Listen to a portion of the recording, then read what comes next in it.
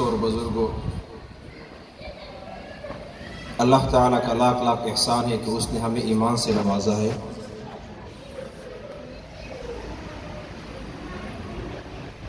ایمان اتنی بڑی دولت ہے کہ اگر انسان دنیا میں بہت اچھے عمل کر رہے ہو لیکن ایمان نہیں ہے تو اس بندے کا آخرت میں کوئی حصہ نہیں، کیونکہ ایمان نہیں ہے۔ لیکن اگر ایمان ہے تو ایمان کے بعد جب انسان عمل کرتا ہے تو اس کی نیکی آگے لکھی جاتی ہے، بڑھتی جاتی ہے، بڑھتی جاتی ہے۔ اور دوسری بات، اس ایمان پہ اللہ تعالیٰ کا ہم شکر ادا کریں کہ اللہ تعالیٰ نے ہمیں ایمان سے نوازا ہے۔ مختصر سی بات ہوگی، اس کے بعد دعا ہوگی۔ اور شیخ سعدی رحمہ اللہ نے ایک واقعہ لکھا ہے گلستان کے اندر، انہوں نے شکر کے اوپر لکھا ہے کہ آپ نے اللہ تعالیٰ کا شکر ادا کر لیں۔ وہ کہتے ہیں کہ ہم سمندر کے کنارے جا رہے تھے تو ہم نے لوگوں کو دیکھا کہ بھائی ایک شخص کے اوپر جمع ہو گئے ہیں اور وہ شخص نیچے پڑا ہے، اس کے اوپر ایک ایسی بیماری لگی ہے کہ اس کے بدن کا اکثر حصہ ختم ہو چکا ہے، لیکن لوگ کیا دیکھ رہے ہیں کہ وہ اللہ تعالیٰ کا شکر ادا کر رہے ہیں کہ اللہ میں تیرا شکر ادا کر رہا ہوں، میں تیرا شکر ادا کرتا ہوں، میں تیرا شکر ادا کرتا ہوں۔ لوگوں نے پوچھا کہ بھائی آپ کے جسم کا اکثر حصہ ختم ہو چکا ہے، آپ پھر بھی اللہ تعالیٰ کا شکر ادا کر رہے ہیں؟ تو اس نے کیا خوب جواب دیا، اس نے کہا کہ میں اللہ تعالیٰ کا شکر اس بات پہ ادا کرتا ہوں کہ میں 10-12 سال سے میں بیماری میں مبتلا ہوں، گناہ میں مبتلا تو نہیں ہوں۔ میں بیماری میں مبتلا ہوں، گناہ میں تو نہیں۔ اگر گناہ میں مبتلا ہوتا میرا دنیا بھی ختم ہو جاتی آخرت، لیکن میرے اوپر بیماری لگی ہوئی ہے، میں اس لیے شکر ادا کرتا ہوں کہ بیماری کی وجہ سے میرے گناہ معاف ہو جاتے ہیں، میری آخرت میں بنگلے تیار ہو، مجھ سے اللہ تعالیٰ راضی ہو۔ تو ہم بھی اپنی ایمان پہ شکر ادا اللہ تعالیٰ کا ادا کریں۔ پرفتن کا قیامت کا دور ہے، قرب قیامت کا دور ہے، ہر طرف سے فتنے ہیں، تو اس میں اگر اللہ تعالیٰ اسے خیر کی مجلس ہمیں عطا فرمائے، اس میں ہم ایک بھی بات بھی سن لیں، دین کی بات سن لیں، بہت بڑی بات ہے۔ اس پہ اللہ تعالیٰ کا شکر ادا کریں، کیونکہ آپ دیکھ رہے ہیں بھائی پہلے امتیں جو تباہ ہو گئی ان میں ایک گناہ اتنا زیادہ ہوتا تھا کہ اس گناہ کی وجہ سے ان پر عذاب آتا تھا، لیکن اس امت میں سارے گناہ موجود ہیں۔ آپ دیکھ رہے سوسائٹی میں، آپ حضرات کو مجھ سے زیادہ پتہ ہے کیا نہیں ہو رہا ہے۔ بس ہمارے استاد فرمایا کرتے تھے کہ جس کے دل میں اللہ کا ڈر ہے بچ جائے گا، جس کے دل میں اللہ کا خوف نہیں ہے بھائی گناہ تو چھوڑ دے، کبھی کبھی ایمان سے بھی آدمی نکل جاتا ہے۔ تو اللہ تعالیٰ کا شکر ادا کر لے کہ اللہ تعالیٰ نے ہمیں ایمان سے نوازا ہے، حضور صلی اللہ علیہ وسلم کی امت میں پیدا فرمایا ہے۔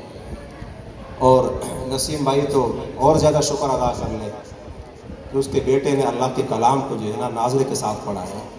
ایسا کلام ہے کہ اس میں اگر آپ فرعون کا نام بھی پڑھے اس پہ اجر مل جاتا ہے۔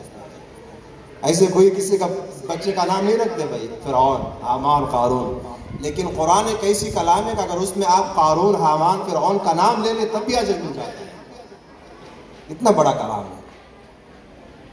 تو اس پہ شکر ادا کر لیں۔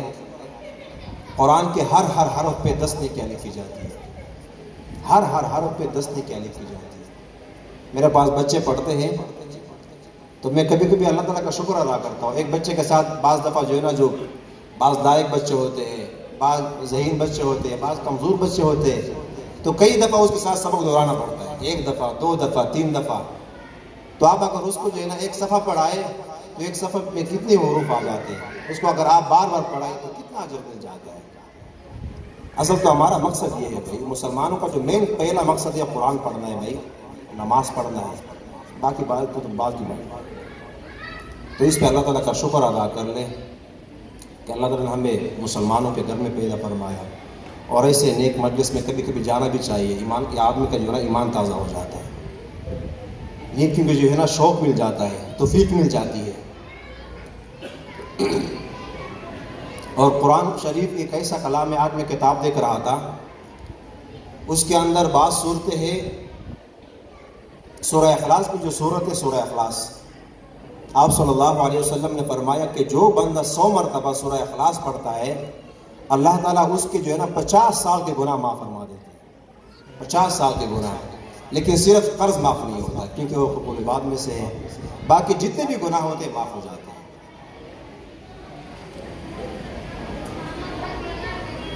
اور ایک صحابی آئے آپ سے پوچھا کہ اللہ کے رسول میرے گھر میں بہت فقر و فاقہ ہے، بہت تنگ دستی کی حالت۔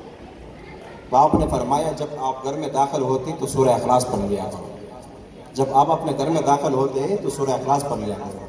کہتے کہ کچھ دنوں کے بعد وہ صحابی آئے کہ اللہ کے رسول اس سورت کے پڑھنے کی برکت کی وجہ سے مال جو ہے نا میں سنبھال نہیں سکتا، ایسی برکت ہے آج ہمارے پاس مال ہے لیکن برکت نہیں ہے، کیونکہ ہم دعا نہیں مانگتے اللہ ہمیں ایسا مال دے دے کہ جو برکت والا ہے۔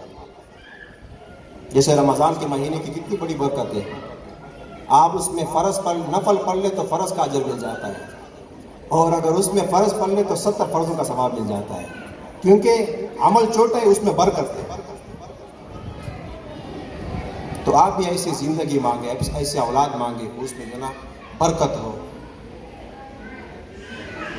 اس پہ اللہ تعالیٰ کا شکر ادا کر لے کہ اللہ تعالیٰ نے ہمیں ایمان سے نوازا ہے اور نیکیوں کی توفیق عطا فرمائے۔ جب بھی مل جائے اس پر اللہ تعالیٰ کا شکر ادا کر لیں۔ تو دعا کرتے ہیں یہ ان کے جو نسیم بھائی ہے ان کے گھر والے کے جو ہے نا ان کے خالوں کا کل انتقال ہو گیا، ان کے لیے بھی دعا فرمائے، اور ان کے جو ہے نا دادا دادی کے لیے بھی دعا فرمائے، اور بھی جتنے مرحومین دنیا سے تشریف جا چکے ہیں، رخصت ہو چکے ہیں، سب کے لیے دعا کریں۔ الحمدللہ رب العالمین۔